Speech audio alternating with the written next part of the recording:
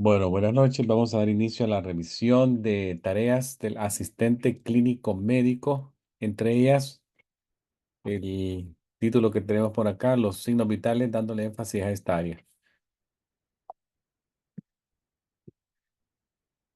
Bueno, como asistentes clínicos médicos, participan en el área frontal de la clínica, podrían participar en el área frontal, ¿verdad? Que sería la parte más de oficina.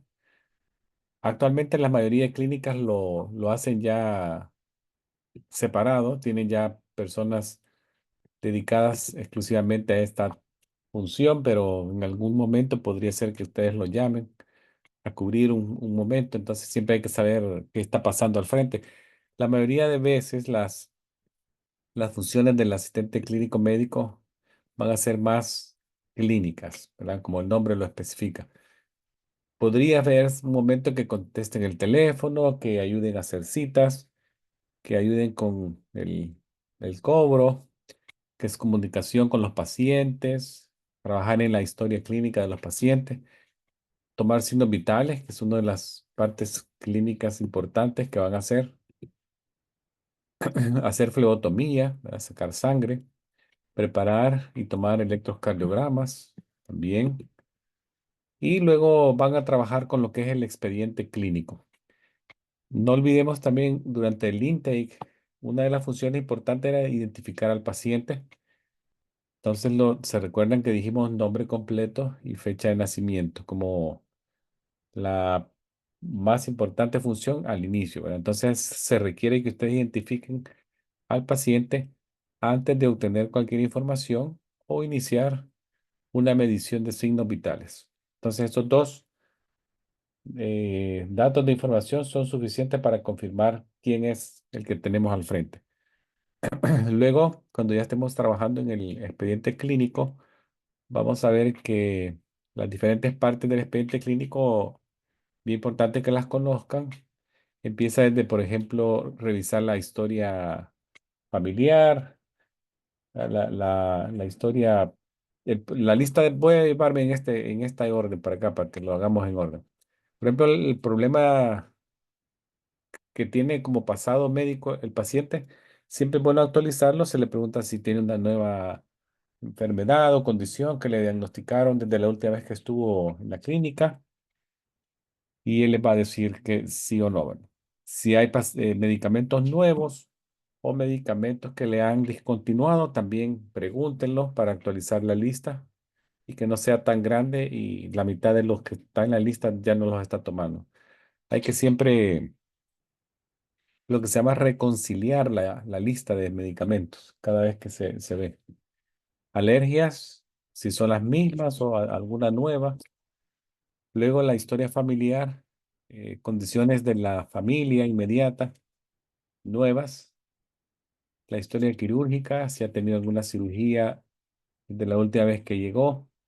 Eso incluye fecha y si hay que poner lateralidad, hay que hacerlo, izquierda o derecha, son hernias o lo que aplique. La historia social también, hay que incluirlo si el paciente está trabajando o está desempleado. En esta ocasión que los visita, si está tomando alcohol, cuánto, hay un cuestionario de alcohol, el uso de drogas ilícitas, si está haciendo ejercicio, qué dieta está siguiendo, todo eso es historia social, ¿verdad? Actividad general. Entonces hay que actualizarlo. Ahora, en cuanto a los signos vitales, son estos datos importantes que se toman en cada visita. Son, se les llama signos cardinales, el signos de vida, cómo está el paciente. Nos demuestra la relación de su cuerpo, como si hay un balance interno. La fiebre dice algo, la hipotermia dice algo, la frecuencia cardíaca muy rápida, muy lenta, todo eso. Entonces tenemos los signos vitales tradicionales, son los que medimos siempre en la visita de los pacientes, ¿verdad? Son importantes tomarlos cada vez y hay que tomarlos lo más exacto posible. Ahí tenemos la temperatura, el pulso, la respiración, la presión arterial y recientemente también la Comisión de Hospitales, la Administración de Veteranos de Estados Unidos, la Sociedad del Dolor, designaron al dolor como una quinta variable que se puede preguntar en la visita, si hay el dolor. También, aprovechando la ocasión, se le toma también su saturación de oxígeno, que suele ser muy valioso saberlo, y se puede medir al mismo tiempo que se toma las constantes vitales tradicionales que ya les mencioné. No olviden que la exactitud en la lectura, en la toma de los signos vitales es importante, ya que las variaciones nos indican presencia o desaparición de enfermedades. Y es importante que sean lo más exacto porque el médico de esto puede decidir si el tratamiento va por buen camino, si hay que hacer un ajuste, se hace en base al hallazgo. También los signos vitales son influenciados por factores físicos y emocionales y muchos pacientes se pueden poner un poco aprensivos, nerviosos cuando visitan en la clínica y esto podría darnos una alteración en los signos vitales. Siempre el asistente médico debe de procurar darle un tiempo al paciente que se relaje antes de tomar alguna lectura. Siempre hay que darle un poquito de tiempo, no inmediatamente se sentó, ya le ponen el estetoscopio y a tomar la presión. Dale un par de minutos que se relaje. Otras medidas que son importantes son el peso y la talla. Y en los niños también la circunferencia de la cabeza hasta los 2 años y la circunferencia del tórax. Esos dos también se agregan. Aquí les dejo unos signos vitales que son rangos normales. Si ustedes ven el lado izquierdo, venimos desde la más temprana edad, el recién nacido, hasta el adulto que está al fondo. Entonces, algunos parámetros, pulso, respiraciones y presión arterial. El pulso en los niños pequeños es bien rápido, igual que la respiración. Y ya en la adultez se vuelve un poquito más en el rango conocido como normal para ellos. Al contrario, la presión arterial en la población infantil es valores bajos y a medida llega a la adultez, adolescente, adultez, los valores van aumentando en número. Esos son algunos valores de rangos normales. Ahora, veamos la primera, signo vital, la temperatura. Entonces, la temperatura básicamente es un balance en la producción y la pérdida de la temperatura que produce el cuerpo como parte de su metabolismo y su producción de energía. Se mide en grados. Entonces, el incremento de la temperatura nos manda un mensaje que probablemente el cuerpo está en algún acto de defensa, una reacción que se puede decidir como pérdida de la homeostasis y el cuerpo protegiéndose, inhibiendo algún tipo de ataque, ya sea bacteriano o viral, y nos da información importante, ¿verdad? La temperatura que nos interesa son dos, pero la que más nos interesa es la temperatura central, ¿verdad? Esa temperatura central es la que tienen los tejidos profundos de nuestro cuerpo y son relacionados a las cavidades torácicas y abdominales. Y también la temperatura que tomamos en el oído, ¿verdad? La membrana timpánica, también nos da un mensaje muy importante como constante de algún cambio o normalidad. Entonces, las temperaturas centrales son las que relativamente permanecen más constantes y cuando cambian son más importantes que las superficiales, que son las que se miden a ras de piel y estas pueden cambiar, subir o descender en respuesta al entorno, ¿va? Estamos en un ambiente frío, un ambiente caliente. Entonces, pongámosle más ojo a la temperatura central. Algunos factores que pueden influir en la temperatura, la edad de los pacientes, el día está caliente, la variación diurna o nocturna, si el paciente está post ejercicio, cambios hormonales en las mujeres, el estrés, se ha mencionado como también factor, y el entorno, ¿verdad? Entonces, vamos a considerar como intervalo normal de temperatura en el adulto, los valores que encontremos, déjenme ver por acá. Por ejemplo, entre 36 y 37,5 grados centígrados es normal. También podemos tener los dos extremos acá. Podemos tener pirexia, que es el rango arriba.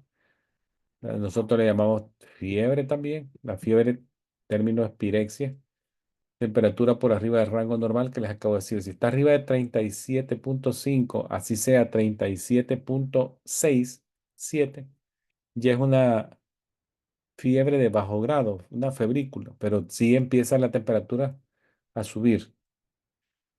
Pero también se puede dar el caso de las temperaturas que son extremas,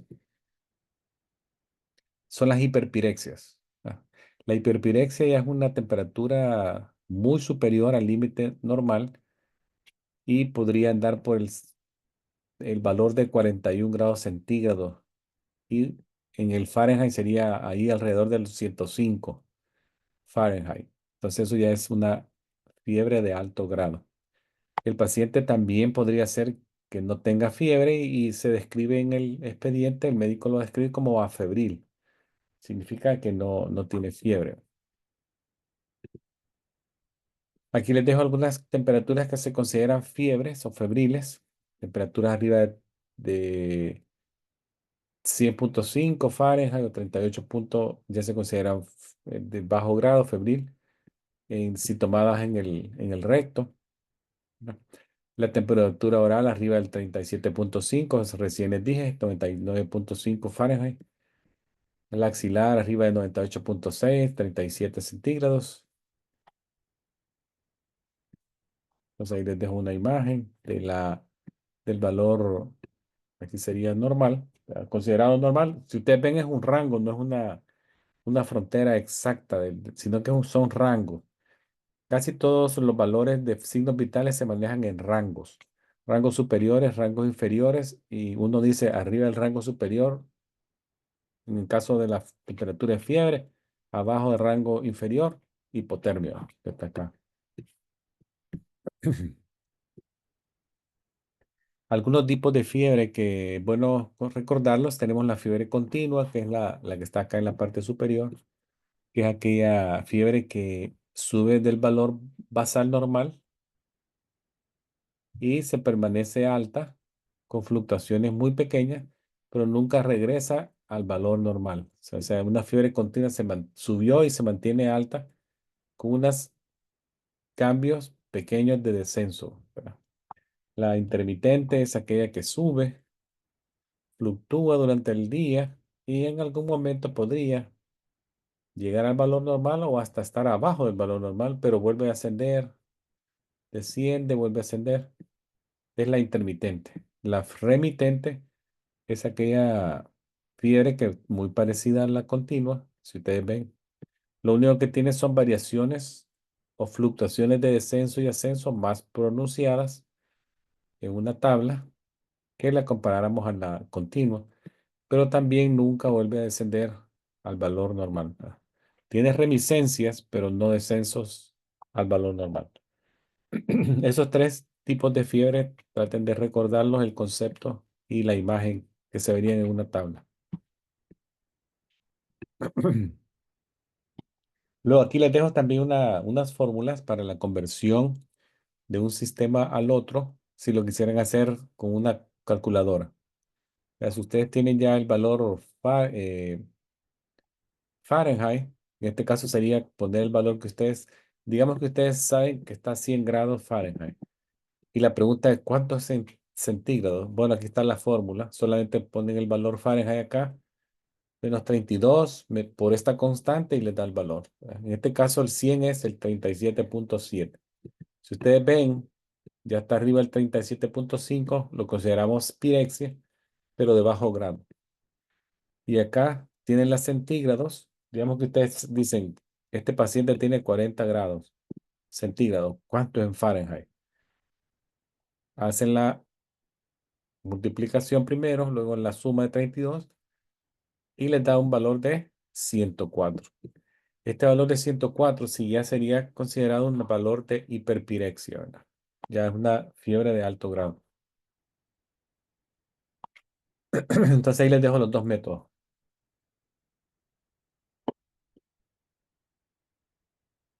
Ahora, acá están las lecturas rectales y orales. No olviden que la temperatura rectal, si se toma, se tiene que restar al valor que obtengan. Si es Fahrenheit, 1 grado, y si es en centígrados, 0,6. para que se les homologue a la temperatura oral.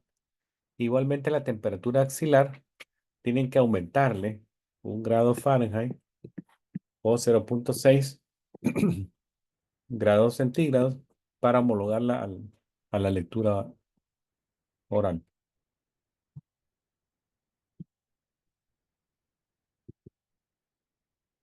Oh, pero antes de moverme aquí, una cosa de la temperatura rectal.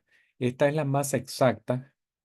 Si la tomamos es la más exacta cuando la temperatura oral no es factible. Lo que sí debemos de ponerle atención a la temperatura rectal, que algunos pacientes podrían ser contraindicados hacérsela. Por ejemplo, pacientes que tienen patologías cardíacas, no se les puede hacer.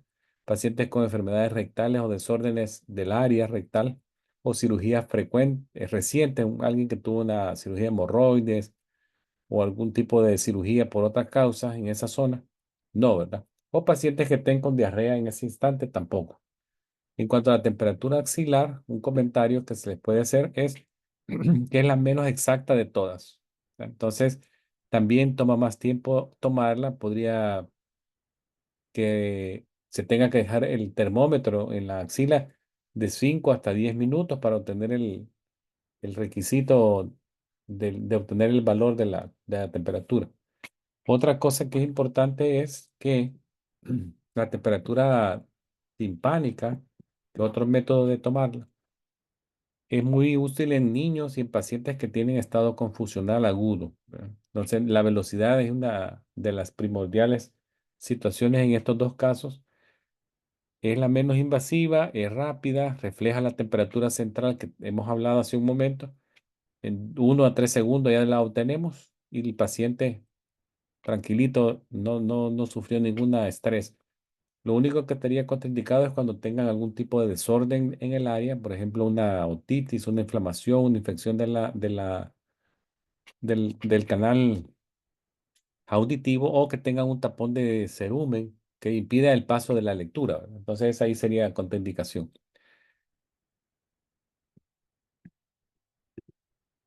Acá les dejo algunos métodos que recién les dije, digitales, timpánicos, desechables. Hay unos termómetros que son desechables, la axilar, la rectal. Algunos termómetros los van a ver como estos. Estos son manuales, no necesitan contacto con el paciente. Se puede leer la temperatura temporal, ¿verdad? En la frente. Se estuvo usando mucho durante el COVID. Estos son termómetros que pueden ser orales, de uso personal o familiar. Ya previamente se hayan limpiado la punta. Y estos son los que se usan en las clínicas, ¿verdad? Que tienen punta de plástico acá. Esta punta de plástico se le coloca al metal y son de uso individual por paciente. No olvide, ¿verdad? Se le aprieta este botoncito azul, este plástico sale disparado y ya le pongo yo un nuevo tapón plástico para tomar otra temperatura. Ahora, en cuanto al pulso, es otro variable de los signos vitales. Este básicamente refleja un latido, un volumen latido a distancia en una arteria, ¿verdad? Cuando la palpamos. Siempre recordemos que dijimos 72 ml es el volumen latido. Esa es la cantidad de sangre que sale y la fuerza que ejerce el ventrículo izquierdo para sacarlo de la cavidad izquierda es lo que se siente a distancia, ¿verdad? Siempre buscamos que el paciente esté en una posición cómoda, que la arteria que vamos a usar como de referencia esté al mismo nivel o una posición inferior al corazón, que el miembro superior esté relajado y esté apoyado, ¿verdad? También buscamos arterias que son fácilmente palpables contra un hueso y no debemos de presionar demasiado fuerte porque nosotros vamos a obstruir el paso, ¿no? Que suavecito se ponen los 3 dedos, segundo, tercero y cuarto dedo sobre el área y no apretemos muy fuerte para que sintamos el latido del corazón a distancia, ¿verdad? Sería un pulso periférico. Una alerta de seguridad sería no presionar las dos carótidas al mismo tiempo, ya que podríamos producir una caída refleja de la presión arterial o en el pulso, ¿verdad? Que si hay un reflejo vagal. Aquí están los sitios más comunes de uso. En la fotografía que viene les va a ser más orientado.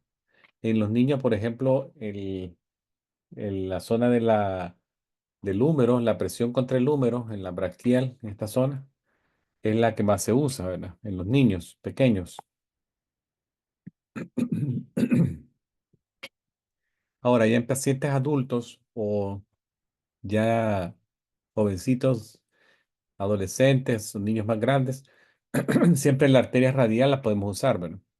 El pulso, no olvidemos que va de 60 a 100 por minuto y la arteria radial es la más común en la muñeca. Lo ideal es hacerlo en un minuto, pero si encontramos un pulso fuerte, regular, 30 segundos está suficiente y lo multiplicamos por 2. Solo que el pulso sea muy irregular o muy rápido o muy lento, lo contamos el minuto completo. Luego tenemos este pulso apical, que sería en la punta del corazón. Ese es muy exacta la medida, ya que estamos realmente escuchando el corazón directamente, ¿verdad? La punta del corazón directamente. Pero vamos a necesitar un estetoscopio. Si ustedes ven acá, están utilizando un estetoscopio. Este se usa para personas que tienen pulsos irregulares, como podría ser un adulto mayor con una condición que necesite más atención. Caso contrario, estos puntos que ven acá son los de más uso, ¿verdad? Tenemos el pulso radial, este es el más usado. Podría ser el braquial en la zona antecubital. Las carótidas, recuérdense solo un lado a la vez, no los dos al mismo tiempo. Y la región temporal, otro sitio. Ahora, en cuanto a la respiración, es un ciclo adentro y afuera, inspiración y expiración. Cuando se mide la respiración, siempre hay que ver el número de veces que respira la persona, el ritmo, si es rítmico, observarlo al menos. Y la profundidad de la respiración, si una respiración profunda, una respiración muy superficial. Entonces, el número que se toma como válido es de 12 hasta 20. Un rango bastante grande, si ustedes lo ven, de 12 a 20. Cualquier cosa abajo de 12 sería una bradipnea, que está respirando lento. Y si está arriba de 20, taquipnea. Pero si ustedes recuerdan el valor, los niños pueden llegar a respirar hasta 30 veces por minuto, pero los niños pequeños. Ya un adulto con 30 ya es una taquipnea increíble, entonces sería normal. Al igual que un niño que esté como en respiraciones de 12 a 11, sería muy lento. Entonces guarden esa proporción de los extremos de la vida, que uno va a ser más rápido y otro puede ser más lento, y considerarse normal en los grupos. Igual, la temperatura se cuenta en 30 segundos, se multiplica por 2 y es una respiración con características normales, o hasta un minuto si le va muy rápido o muy lento, para estar seguro que es el patrón que estamos buscando. También no olviden que hay algunos términos que van a ver en los cuadros como disnea, bradipnea, apnea, que no está respirando. ¿Cómo contamos las respiraciones? Les voy a poner un video a continuación para que vean que siempre hay que tener pendiente de que la persona va a estar poniendo atención. Siempre guardemos una vista alterna, como que estamos tomando el pulso, viendo nuestro reloj y le estamos contando los movimientos de la respiración. Este video es bien ilustrativo, el que viene a continuación. Este. Bueno, pero no creo que no está.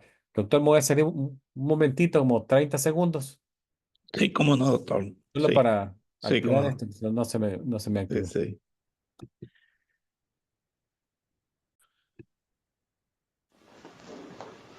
Good afternoon, Ms. Reynolds. Hello. My name is Scott, and I'll be your medical assistant today. Okay. The doctors asked me to check your pulse and your respirations. Okay. Before I do that, I'd like to verify your last name. Can you spell that for me, please? Reynolds. Okay, and your date of birth? 8/1942. Okay, great. Would you like me to call you Miss Reynolds? No, Susan. Susan. Is great. Okay, great. Let me sanitize my hands, Susan. If the patient is excited or has engaged in strenuous activity, give her 5 to 10 minutes to relax before you I start. can just have your wrist here. We'll check your pulse. Put the patient's arm in a comfortable position. Place 3 fingers along the radial artery on the thumb side of the wrist. Don't use your thumb because you may feel your own pulse. Apply moderate pressure until you feel the patient's pulse. Count the pulses for 30 seconds and multiply by 2. If the patient's pulse is irregular, count for 60 seconds for a more accurate count. Once you have the pulse count, remember it and start counting respirations. Each time the patient's chest rises and falls, it's 1 respiration. 1 inhalation and 1 exhalation equals 1 respiration. Do not tell the patient you're counting respirations, since the patient may alter her breathing. Count for 30 seconds and multiply by 2. If the respirations are irregular, count for 60 seconds. Okay, great. I'm going to sanitize my hands. Now I'm going to chart the results in your medical record for the doctor. Okay.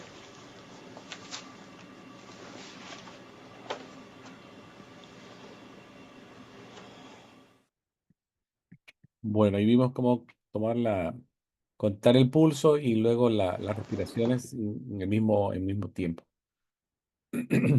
Vamos a ver ahora lo que es la presión arterial. Esta es la presión que se mide, básicamente es la cantidad de fuerza que ejerce el corazón para sacar la sangre o nuevamente del ventrículo izquierdo. Y es la presión que se palpa a la distancia en arterias periféricas, en las paredes de las arterias periféricas. Se expresa el valor en milímetros de mercurio y esta es la abreviación que se hace del valor acá, mmHg. Básicamente es una fracción la que obtenemos, la fracción superior es la sistólica, la más alta, y la presión diastólica inferior es la menor. Bueno, la sistólica es la presión de la sangre contra las paredes cuando se terminó de hacer la contracción, y la diastólica es la presión de la sangre contra las paredes entre 2 latidos, cuando el corazón está relajándose y llenándose de sangre nuevamente. Son los valores que vamos a obtener. Acá está. Aquí les dejo esta tabla que es lo más reciente que se está utilizando, a pesar de aquí al fondo, si ustedes lo leen, dice 2017, pero es la tabla que está utilizando la Academia Americana de Cardiología como la que se ocupa para estadios y diagnóstico de las hipertensiones arteriales. Tenemos valores, actualmente los valores de presión tienen que ser abajo de 120 los sistólicos y abajo de 80 los diastólicos, para que sean normales. Ya cualquier valor entre 120 y 129 y que todavía sea menos de 80 el diastólico ya se considera elevada. No hipertensión todavía, pero ya elevada. Si entramos al 130 y 139, el sistólico y 80, 89 el diastólico, estadio 1 y luego tenemos el estadio 2. Básicamente esto se ha hecho con el objetivo de detectar más tempranamente la condición, ya que 50 millones de personas en Estados Unidos son hipertensos y requieren tratamiento y muchos andan también sin saber que son hipertensos y no diagnosticados y sin tratamiento. Entonces se ha vuelto un poquito más estricto la detección y prevención. Los sonidos de Korokov, que son algunos sonidos que ustedes probablemente han oído ese nombre, son los que se escuchan cuando se toma la presión arterial de forma manual. Ya les voy a poner un video. Básicamente son cuando los sonidos que la sangre empieza a hacer cuando el flujo se vuelve a pasar por una arteria que ha sido aplastada por un manguito de estetoscopio. Y una vez el sonido empieza a pasar, la sangre empieza a pasar, entonces el valor donde primero se oye el sonido se considera como fase 1, un golpeteo, y se considera ese el valor sistólico. Y al final, cuando desaparece el sonido, que sería una fase 5, ese es se considera ya cuando hay silencio o el último sonido, la presión sería diastólico. Tenemos hipertensión y tenemos el extremo también opuesto, la hipotensión, que sería abajo de 90-60. Ya imagínense que alguien tenga, por ejemplo, 80 sobre 55, aunque probablemente no se vea muy, muy bajo, por definición ya es una hipotensión. Vean la toma de la presión arterial.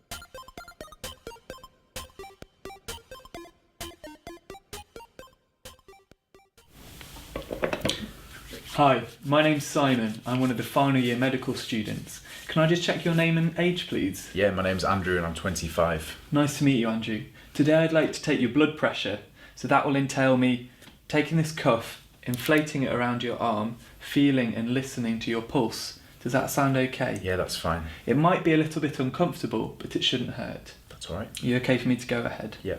Lovely. If you just pop your arm on the table, that's lovely.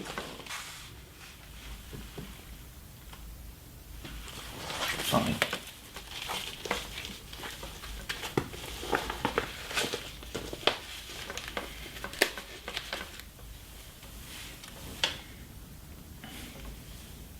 And I'm just going to feel your pulse now.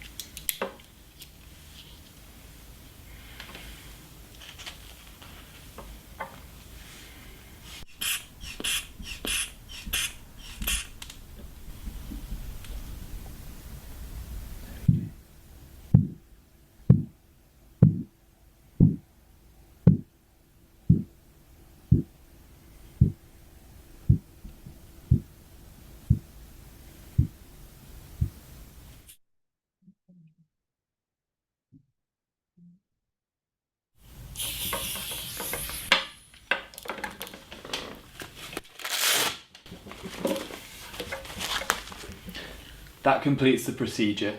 Thank you very much, Andrew. Thank you.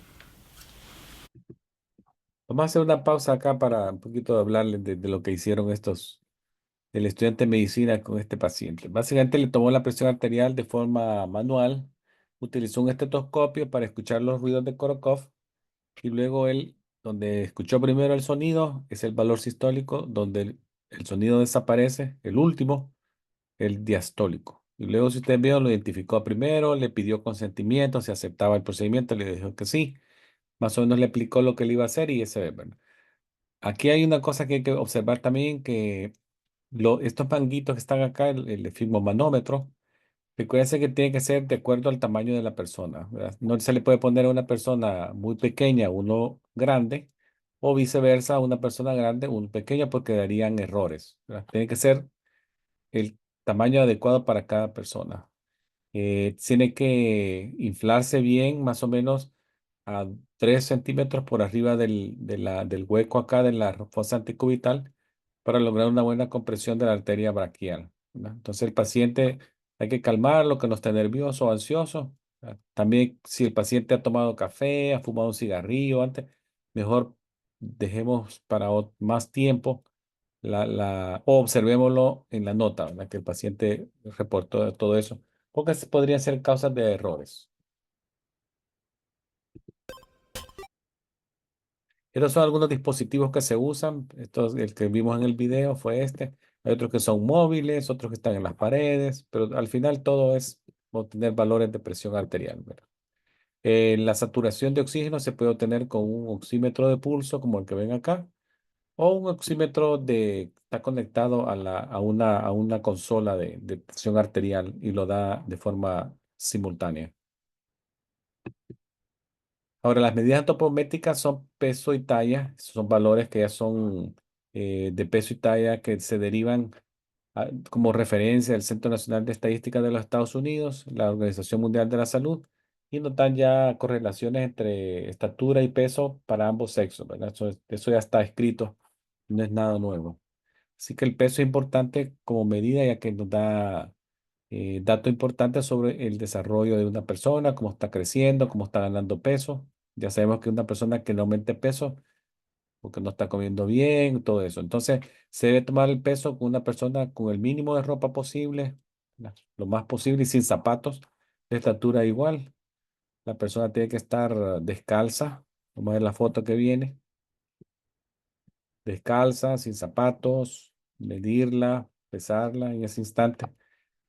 Podrían haber diferentes tipos de equipo para tomar el peso y estatura, pero si ustedes ven la diferencia en la exactitud va a ser bien mínima. Casi todos nos van a dar un margen de error muy pequeñito.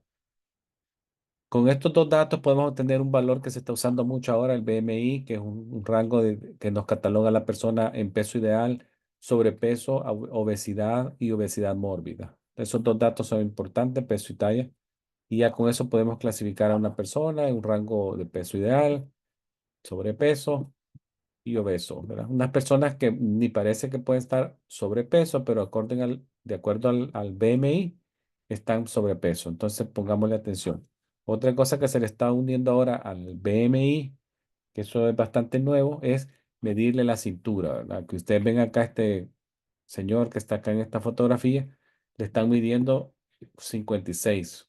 Entonces, se ha visto que el BMI entre 25 a 34,9 de BMI, pero si a eso le sumamos que está con una talla de cintura más de 40 pulgadas en el hombre y 35 en la mujer, ya se consideran como de riesgo para desarrollar enfermedades relacionadas a la obesidad, que aquí está la lista. Colesterol alto, riesgo de cáncer, trastornos del afecto, del corazón, el hígado, la hipertensión y diabetes, ¿verdad? Y también ahora se menciona un síndrome X, que es el síndrome metabólico. Entonces, el BMI arriba de 40 nos pone en riesgo, ¿verdad? Ya pues, una persona de obesidad mórbida de causar enfermedad grave o muerte en un 50 a 150% de aumento de riesgo. Ahora, la medida en los niños, aquí, si ustedes van a aplicar a una clínica pediátrica, tal vez les va a tocar pesar y medir niños. Esto se puede hacer de un solo esfuerzo, ¿verdad? Medirlos en una báscula que ya tiene también cómo medirlos. Importante acá es medir desde la punta o desde la base de los pies hasta el extremo superior. O sea, sería de los talones hasta la cabecita. Se pone al niño bien rectecito. Y también se pesa con la menor cantidad de ropa posible, ¿verdad? Si es posible dejarlo solamente en su diaper, todo eso y ya se mide y talla en ese instante. También se le puede hacer una medida de la circunferencia de la cabeza. Esto se utiliza una cinta que se coloca alrededor de la cabeza, más o menos a un nivel por encima de las cejas, como lo ven en esta foto, ¿verdad? Y que pase por la altura de las orejas y la prominencia posterior sería la prominencia occipital, en la parte posterior de la cabeza. Actualmente se está midiendo más o menos hasta los 2 años, ¿verdad? Desde que nace hasta los 2 años. A partir de ahí ya no se está midiendo. La circunferencia de tórax también se hace midiéndole más o menos a la altura de la tetilla acá. Y ya hay algunos rangos que son considerados normales, ¿verdad? Por ejemplo, el peso de una persona o de un niño en este caso se dobla a los 6 meses, se triplica a los 12 meses. Ya están las tablas para esos propósitos. Y los pediatras o medical assistant que hacen esto también tienen que ir anotando todo eso, ¿verdad? Entonces, la circunferencia de la cabeza también inicia más o menos 32, aquí estamos hablando de centímetros, 32 a 38 centímetros, y aquí están las pulgadas. Y tiene que aumentar de entre 42 y 44 a los 6 meses y 44 a 27 centímetros al año, ¿verdad? Eso también ya está en las tablas, solamente de medirlo, de hacerlo como les dije, de pasarlo por arriba de la ceja, arriba de la oreja, región occipital. Y ya se ponen las cuadrículas y la cuadrícula uno va haciendo los niveles como va creciendo, ¿verdad? La circunferencia de pecho también, más o menos en el mismo tipo, ¿verdad? Por la tetilla del niño. Y eh, aquí están las medidas de 30 a 36 centímetros al nacer. y más o menos de 2 a 3 centímetros menos de la circunferencia, es lo que se considera como normal, ¿verdad? Va a ser un poquito menos. Luego se revierte, ¿verdad? Se hace como a la reversa.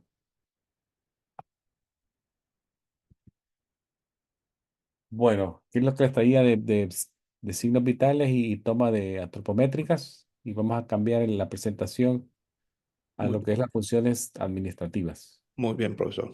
Gracias.